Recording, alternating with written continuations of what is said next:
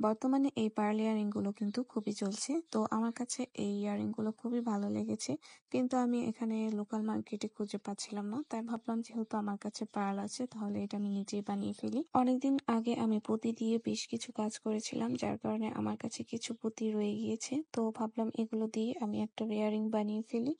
মার্কেটে কিন্তু 20 টাকাতে অনেকগুলো পুঁতি পাওয়া যায়। তাছাড়া এই রক সুতাগুলো আটি আমরা 10 টাকা করে কিনি।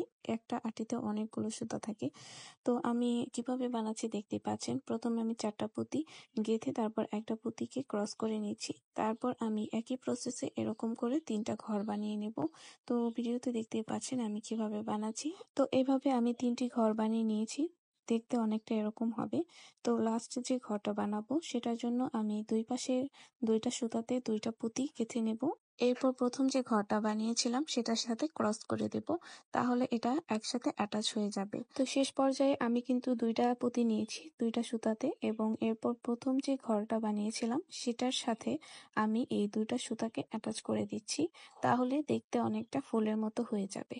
তো এবার গিট দেওয়ার পালা। তো দেখুন আমি কিভাবে গিটগুলো দিচ্ছি। আমি একটা পুঁতির ভেতর দিয়ে আরেকটা পুঁতিতে সুতাগুলোকে ঢুকিয়ে নিচ্ছি। তারপর এটা যে লাস্ট পয়েন্ট সেখানে এসে আমি এটাকে ভালো করে গিট দিয়ে নিচ্ছি।